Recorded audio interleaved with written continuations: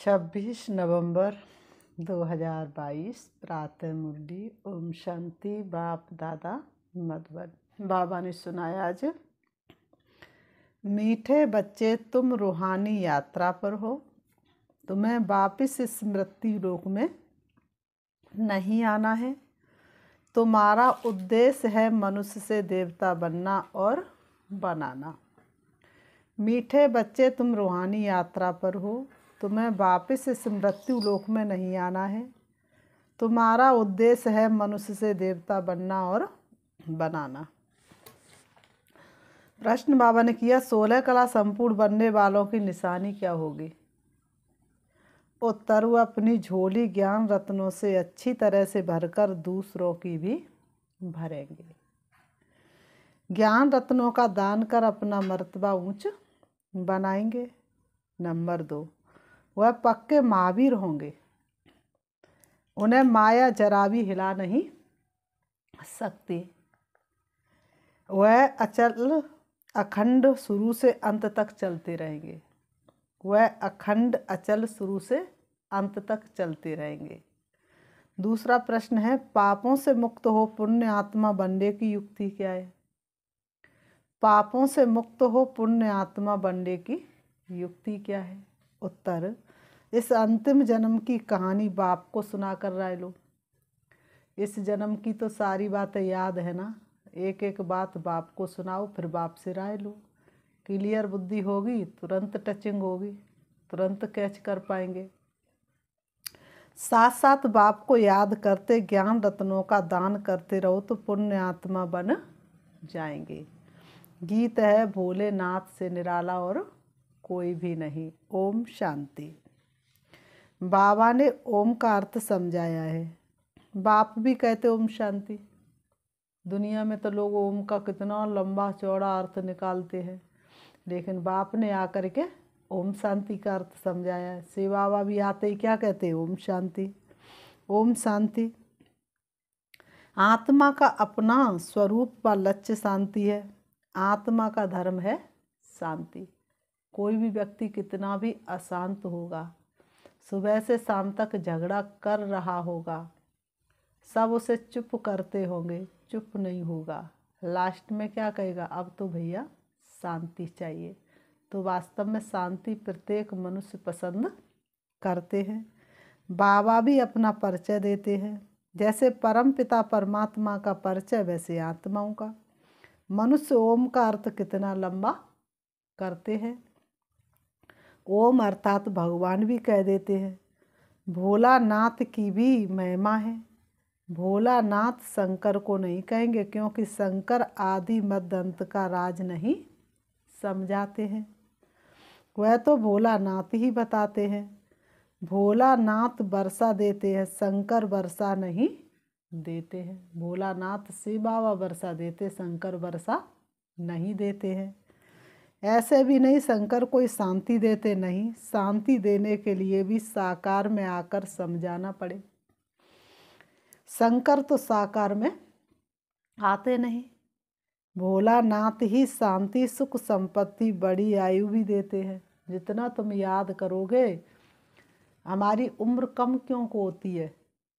क्रोध करने वाले की धड़कन बढ़ जाती है और योगी की धड़कन शांत हो जाती है। तो जितनी धड़कन बढ़ती जाती है उतनी उम्र कम होती जाती है। व्यसन वाले व्यक्ति की धड़कनें तेज हो जाती हैं और तेज धड़कन से सांस जल्दी जल्दी लेते हैं। तो सांस तो उतनी ही है ना हमारी। तो हम जब योगी बन जाते तो योगी की हर श्वास हर संकल्प शांत। परमात्मा की याद में वह एक एक श्वास एक एक संकल्प सफल करने लग जाता तो उसकी आयु बढ़ना शुरू हो जाती है। हर चीज़ अविनाशी देते हैं, क्योंकि अविनाशी बाप है। वर्षा भी अविनाशी देते हैं। ड्रामा को भी अविनाशी कहा जाता है। हद के ड्रामा व नाटक तो अभी बने हैं। यह तो अनादि ड्रामा है, यह बेहद का नाटक है। बाबा ने कहा यह बेहद का नाटक है। स्थूल नाटक मनुष्यों के होते हुए रिपीट होते हैं। जैसे कंस वध का खेल बनाया, फिर वही खेल दिखाएंगे। कितनी भी बार चला दो वही कंस वध का खेल दिखाएंगे। ये बेहद का ड्रामा सतयुग से शुरू होता है, कलयुग अंत तक खलास हो, फिर रिपीट होता है।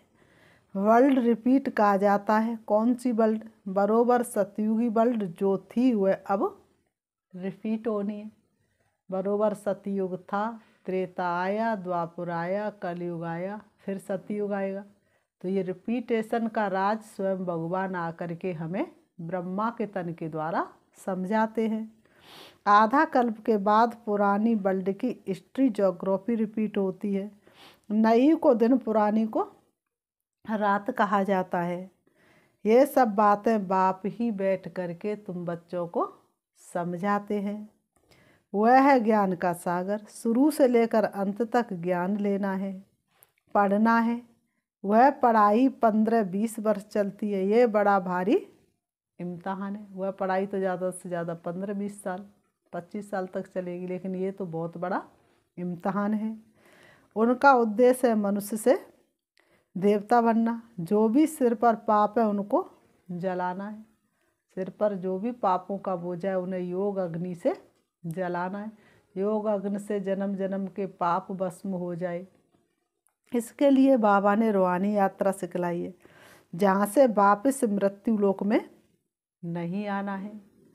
जिस्मानी यात्रा तो जन्म जन्मांतर बहुत की। तुम बच्चों ने आदि को भी जाना है, मध्य को भी जाना है। अब तुमने आदि मध्य अंत को जाना है। किसके द्वारा? परमात्मा के द्वारा। मध्य भी कितनी बड़ी बड़ी बातें होती है।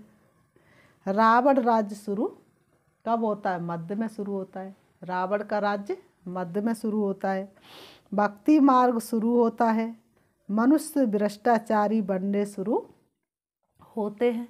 द्वापर युग से मनुष्य भ्रष्टाचारी बनने शुरू होते हैं। संपूर्ण भ्रष्टाचारी बनने में आधा कल्प लगता है। माया का राज्य द्वापर युग से शुरू होता है, लेकिन उस समय माया इतनी बलवान नहीं होती है जिस तरह से आज है। तो भक्ति और रावण राज्य दोनों नाम गिरने के हैं। भक्ति के बाद भगवान मिलेगा। बाप कहते तुम सबसे जास्ती भक्ति करते हो, फिर ज्ञान भी तुम ही लेते हो। ज्ञान और भक्ति के संगम पर तुमको वैराग्य चाहिए। तुम संन्यास करते हो 5 विकारों का, उनको सिखलाने वाला शंकराचार्य है। उनका है हठ योग। सिखलाने वाला कौन? शंकराचार्य। तो अनेक प्रकार के योग सीखते हैं। घर बार छोड़ ब्रह्म के साथ योग रखते हैं। घर बार छोड़ देते, ब्रह्म के साथ योग रखते, सोचते हैं हम ब्रह्म में ही लीन हो जाएंगे। उनको तत्वज्ञानी तत्व योगी कहते। ज्ञान देते भी हैं तत्व का, समझते चक्र फिरना है, हमको पार्ट बजाना है। ये बातें उनके आगे ऐसे है जैसे बंदर के आगे डमरू बजाए। मनुष्यों के आगे ये बातें कैसे है? जैसे बंदर के आगे डमरू बजाए। अब बंदर मिसल मनुष्यों को मंदिर लायक बनाने के लिए ये ज्ञान डांस करते हैं। ज्ञान डांस को उन्होंने डमरू नाम रख दिया है, इसलिए शंकर के हाथ में डमरू दिखा दिया है। और कहते राम ने बंदर सेना ली। तो बताओ उस समय क्या मनुष्य चले गए थे कहीं जो बंदरों की सेना ली? बाबा समझाते तुम सब क्या थे? बंदर थे। बाबा जब धरती पर आए तब उस समय तुम सब बंदर थे। श्री बाबा ज्ञान डमरू बजाए बंदर से मंदिर लायक बनाते हैं। वह समझते लंका में रावण का राज्य था। बाप कहते सारी दुनिया सागर के बीच खड़ी है, इस समय सारी दुनिया में रावण राज्य है। वह हद की बातें सुनाते। बाप तो बेहद का राज समझाते हैं। सारी दुनिया रावण की जंजीरों में फंसी हुई है। सारी दुनिया किसकी जंजीरों में फंसी हुई है? रावण की जंजीरों में। सारी दुनिया को विकारों के कारण पतित कहा जाता है। पतित पुकारते कि हे पतित पावनाओ, आकर हमको पावन बनाओ। पतित व्यक्ति कैसे पुकारते? हे पतित पावनाओ, और आकर पावन बनाओ। जब पावन बनाने आता है तो पावन बनने का नाम ही नहीं लेते हैं। आत्मा को ही पावन बन वापस घर जाना है। बाबा ने कहा जैसे ही आत्मा पावन बनना शुरू हो जाती तो वैसे ही शरीर भी पावन बन जाता है, लेकिन आत्मा को पावन बन के वापस घर जाना है। यही हमारे जीवन का लक्ष्य है, चलना है घर वापस। अब तो यही ज्ञान का सार। तुम जानते हो एक बाप के बच्चे हम सब आपस में भाई बहन ठहरे तो जरूर प्रजापिता ब्रह्मा भी चाहिए। शिव बाबा कहते हैं कि तुम निराकार आत्मा शिव वंशी हो, फिर साकार में भाई बहन बनते हो। जब हम परम धाम में हैं तो आत्मा आत्मा भाई भाई है, लेकिन साकार में जैसे आते तो भाई बहन हो जाते हैं। इसलिए क्या कहते हैं, हिंदू मुस्लिम सिख ईसाई आपस में सब भाई भाई। तो वास्तव में कौन है भाई भाई? आत्मा आत्मा आपस में भाई भाई। तो तुमको भाई बहन, बाबा ने कहा फिर प्रजापिता ब्रह्मा साकार में आते तो तुमको भाई बहन बनाते हैं। रूहानी रीति से भाई भाई, जिस्मानी रीति से आप कौन है? भाई बहन हो। रूहानी रीति से भाई भाई और जिस्मानी रीति से भाई बहन। तो ये निश्चय रखना है कि हम शिव वंशी प्रजापिता ब्रह्मा कुमार कुमारियां हैं। वर्षा पाना है बाप से, बाप को अविनाशी सर्जन भी कहा जाता है। वो सर्जन तो शरीरों का इलाज करते, लेकिन ये सर्जन आत्मा का इलाज करते हैं, तो अविनाशी सर्जन भी कहा जाता है। हर एक का कर्म बंधन अलग अलग है। किसी का स्वभाव संस्कार का कर्म बंधन, किसी का संबंधियों का कर्म बंधन। बाप आकर कर्म अकर्म और विकर्म की गति समझाते हैं। हर एक को अपनी अपनी जीवन कहानी सुनानी होती है। बाप के सामने हर एक को अपनी अपनी जीवन कहानी सुनानी होती है। ये तो जानते हो द्वापुर से लेकर तुम पतित बनते हो। अब ये तुम्हारा अंतिम जन्म, ये जन्म अब सफल हो तुम्हारा। प्यास जन्मों की अब बुझ रही है। आत्म चिंतन करो, दुलारे आत्मा का दीप फिर से जला लो। जो कुछ पाप किए हुए सब कुछ जमा होते आए हैं, अब हमको पुण्य जमा करने हैं। इतने जन्म के पाप कैसे कटे और हम पुण्य आत्मा कैसे बने? बाप कहते मुझे याद करो तो तुम्हारे विक्रम विनाश होंगे और ज्ञान रत्नों का दान करना है। जो बहुत दान करेंगे वह ऊंच मर्तबा पाएंगे। भारत जैसा दान कोई करता नहीं। अब उनको मिलता कहाँ से है? बेहद का बाप सबसे बड़ा फिलैंथ्रोपिस्ट है। बाप आकर जीवदान देते हैं, झोली भरकर तृप्त कर देते हैं। अपनी झोली कम व जास्ती भरना हुआ तो बच्चों के ऊपर है। बाबा तो सबकी झोली एक जैसी भरते हैं। अपनी झोली भरना न भरना ये बाप बच्चों के ऊपर डिपेंड करता है। देने वाला लुटा रहा है, लूट सके तो लूट। और वक्त की चाकी कब न रुकती, तू न जाए कहीं छूट। तो बाप तो एक जैसा देते हैं, नंबरवार झोली भरते हैं। कितने ब्राह्मण ब्राह्मणियाँ हैं, कितने सेंटर्स हैं, वृद्धि को पाते जाएंगे। शिव बाबा का सिजरा अविनाशी, ये फिर साकार सिजरा बनता है। ड्रामानुसार शूद्र से ब्राह्मण बनना ही है। बाबा ने कहा ड्रामानुसार शूद्र से फिर ब्राह्मण बनना ही है। तुम नहीं बनो ये नहीं हो सकता है। ड्रामानुसार इतने बनने हैं जितने ड्रामानुसार कल्प पहले बने थे। एक शब्द सुना ज्ञान का झट बुद्धि में बैठ जाएगा, क्योंकि कल्प पहले वाले ब्राह्मण हैं। और जो नहीं है कल्प पहले वाले ब्राह्मण, उन्हें कितना भी सुनाओ तो भी बुद्धि में बैठता नहीं। वही सतयुग के देवता बनते हैं। झाड़ वृद्धि को पाता रहता, कितने झड़ भी जाते हैं। कोई तो ऐसे पक्के महावीर बनते हैं जो माया उनको हिला ना सके। कोई तो ऐसे पक्के महावीर बनते हैं जो माया उनको हिला ना सके। वह अखंड अचल रहते हैं, वह कभी हिलते नहीं हैं। अखंड अर्थात शुरू से लेकर चलते आते। महावीर भी तुम बच्चों को कहा जाता है। अचल स्तर बनना, ऐसा कोई कह न सके कि हम 16 कला बन गए। अभी कोई ऐसे कह न सके कि हम तो 16 कला संपूर्ण बन गए। नहीं, बनना जरूर है। अभी बने नहीं है, लेकिन हर किसी को 16 कला संपूर्ण बनना जरूर है। 16 कला संपूर्ण बनने की निशानी क्या है? बाबा पूछ रहे हैं 16 कला संपूर्ण बनने की निशानी क्या है? जो अच्छी रीति अपनी झोली भरकर औरों की भी भरते हैं। ड्रामा अनुसार कल्प पहले जिसने ज्ञान की धारणा की है सो करेंगे। कल्प पहले जिसने ज्ञान की धारणा की सो करेंगे। हम साक्षी होकर देखते हैं। हम हर किसी के पाठ को साक्षी होकर देखते हैं। भावन का पुरुषार्थ तो जरूर करना पड़े। पुरुषार्थ बगैर प्रालब्धि मिल नहीं सकती। तुम पुरुषार्थ नहीं करोगे तो तुम्हें प्रालब्धि कैसे मिलेगी? वह सब मनुष्य मनुष्य के द्वारा पुरुषार्थ करते हैं। शास्त्र भी मनुष्य ने बनाए। अब तुमको परम पिता परमात्मा की श्रीमत मिलती है।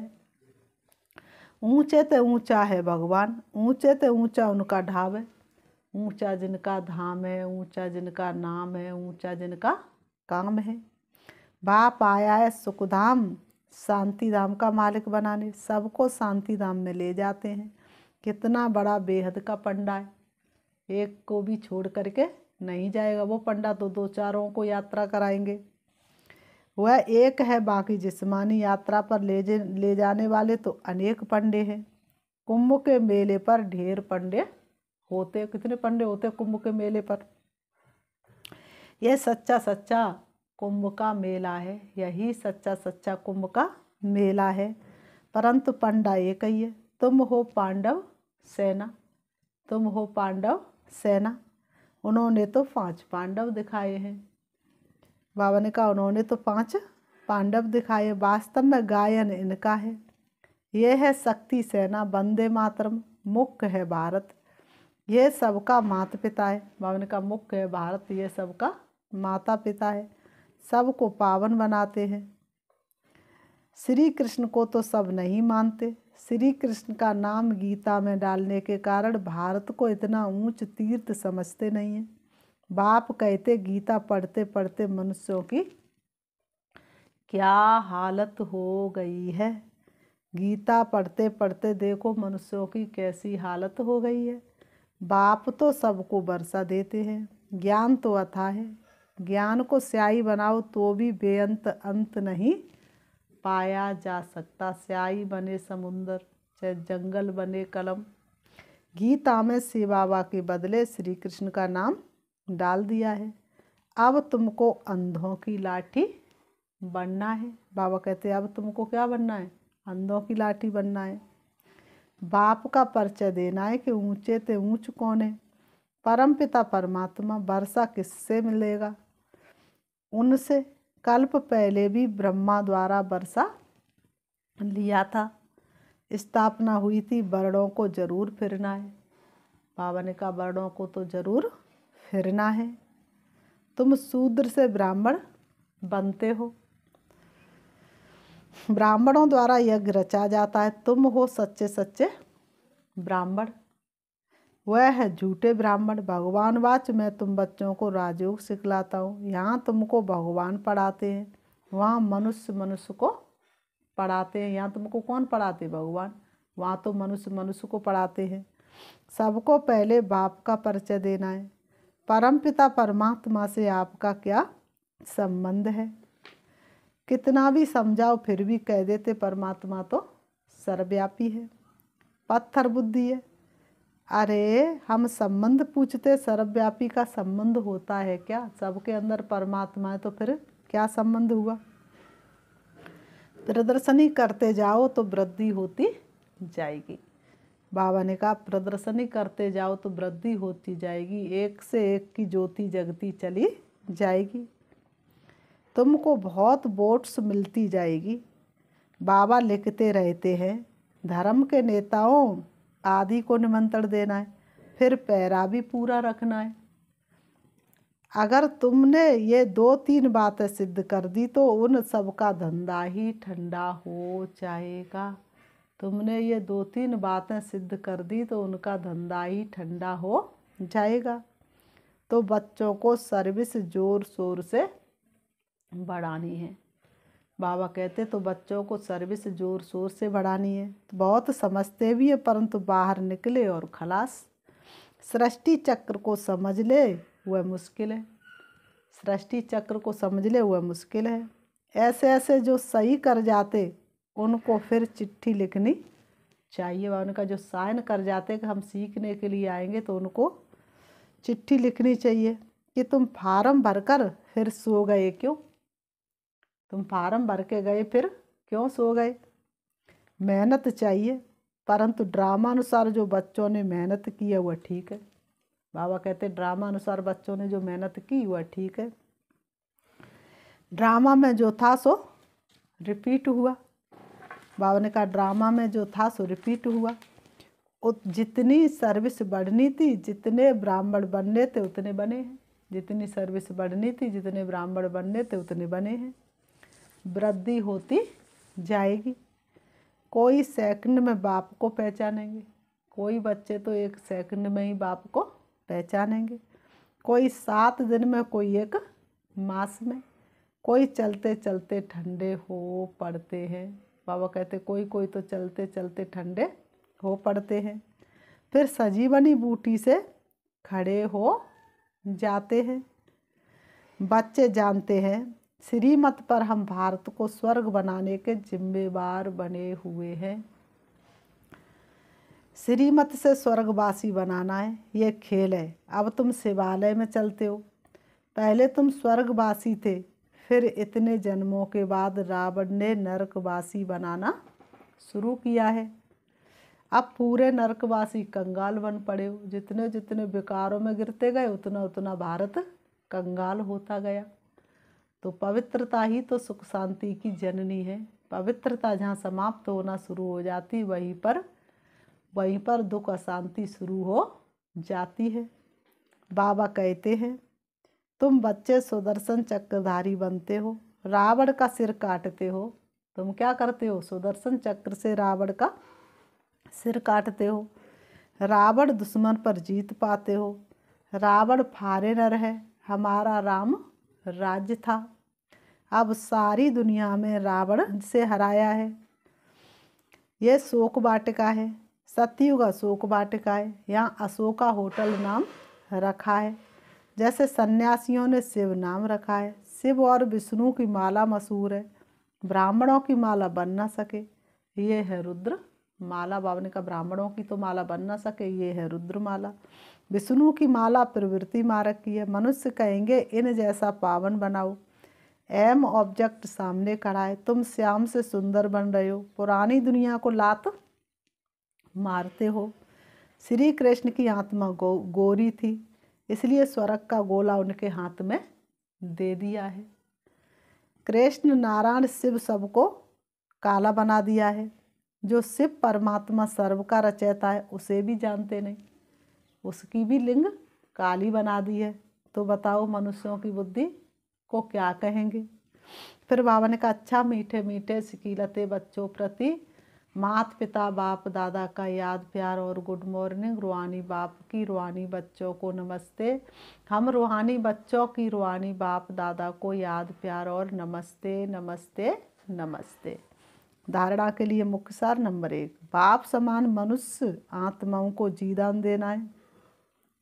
बाप समान मनुष्य आत्माओं को जीदान देना है। बेहद के बाप से दान लेकर दूसरों को देना है। महादानी जरूर बनना है। बाप समान मनुष्य आत्माओं को जीदान देना है। बेहद के बाप से दान लेकर दूसरों को देना है। महादानी जरूर बनना है। नंबर 2, सुदर्शन चक्रधारी बन रावण का सिर काटना है। बेहद का बैरागी बन विकारों का संन्यास करना है। सुदर्शन चक्रधारी बन रावण का सिर काटना है। बेहद का बैरागी बन विकारों का संन्यास करना है। वरदान, संगम युग पर सदा प्रत्यक्ष व ताजा फल खाने वाले शक्तिशाली व तंदुरुस्त भव। संगम युग पर सदा प्रत्यक्ष व ताजा फल खाने वाले शक्तिशाली व तंदुरुस्त भव। स्पष्टीकरण है, संगम युग की ही विशेषता है जो एक की पदम गुणा प्राप्ति होती है। एक कदम रखा और तुम्हारे पदम जमा हो गए और प्रत्यक्ष फल भी मिलता है। अभी अभी सेवा की और अभी अभी खुशी रूपी फल मिला। तो जो प्रत्यक्ष फल अर्थात ताज़ा फ्रूट खाने वाले हैं वह शक्तिशाली व तंदुरुस्त होते हैं। कोई कमजोरी उनके पास आ नहीं सकती। कमजोरी तब आती है जब अलबेले होकर कुंभकर्ण की नींद में सो जाते हैं। अलर्ट रहो तो सर्व शक्तियाँ साथ रहेंगी और सदा तंदुरुस्त रहेंगे। स्लोगन है, फालो एक ब्रह्मा बाप को करो, बाकी सबसे गुण ग्रहण करो। फालो एक ब्रह्मा बाप को करो, बाकी सबसे गुण ग्रहण करो। अच्छा, ओम शांति। ओम शांति। अभी हम 5 मिनट प्यारे से बाबा को याद करते हैं। बाबा ने आज वरदान में इतना अच्छा बताया। संगम युग भाग्य बनाने का युग है। एक करो और पदम पाओ। बाप हमारे सन्मुख है। इस समय बाप पद्मों की कमाई कराने के लिए आए हैं। देखेंगे अपने आप को सम्मान देंगे। मैं पद्मा पद्म भाग्यशाली आत्मा हूँ। स्वयं भाग्य विधाता बाप मेरा हो गया। इससे बड़ा भाग्य और क्या होगा। मैं पद्मा पद्म भाग्यशाली आत्मा हूँ। दोनों भ्रुओं के बीच भ्रकुटी में विराजमान हूँ। शरीर मेरा वस्त्र है जो मैंने धारण किया है। मुझे आत्मा का घर परम धाम शांति धाम है, जहाँ सर्व शक्तियों के सागर पिता परमात्मा विराजमान है। मैं आत्मा परम धाम से सृष्टि रंगमंच पर पाठ बजाने आई थी। मैंने सृष्टि के आदि मध्य अंत में पाठ बजाया। पाठ बजाते बजाते मैं आत्मा शक्ति विहीन हो गई। प्यारे पिता परमात्मा ने मुझे फिर से स्मृति दिलाई। अब मैं आत्मा देह रूपी वस्त्रों से दूर होकर चली जा रही हूँ, सूरज चांद सितारों से पार, सूक्ष्म वतन से भी दूर प्रवेश करती हूँ हल्के सुनहरे लाल रंग के आसमान में, जहाँ चमकता हुआ दिव्य सितारा है, वही मेरा शिव बाबा है। जहाँ सूरज चांद सितारों का प्रकाश नहीं पहुँचता, परमात्म शक्तियों से जहाँ चारों तरफ प्रकाश ही प्रकाश है। मैं आत्मा अपने प्यारे पिता परमात्मा के सन्मुख हूँ। मुझे असीम शांति का अनुभव हो रहा है। ये कैसी अनोखी दुनिया है, जहाँ पहुँचते ही मेरा आत्मा का एक एक अंग प्रफुल्लित हो रहा है। मैं आत्मा परमात्म शक्तियों के नीचे हूँ। संपूर्ण शक्तियाँ मुझ में समा रही हैं। मैं आत्मा शक्तिशाली बनती जा रही हूँ। मेरा भाग्य का सूर्योदय हो रहा है। मैं आत्मा फिर से वही शक्ति की संपूर्ण देवी बन गई।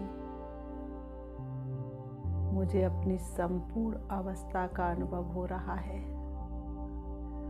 शिव बाबा से संपूर्ण शक्ति लेकर मैं वापस आ रही हूँ। परम धाम से नीचे, सूक्ष्म वतन से भी नीचे, तारागढ़ से भी नीचे, चंद्रमा से भी नीचे, सूरज से भी नीचे मैं आत्मा आ जाती हूँ सृष्टि रंगमंच पर। आकर के दोनों भ्रुओं के बीच भ्रकुटी में विराजमान हो जाती हूँ। ओम शांति, ओम शांति।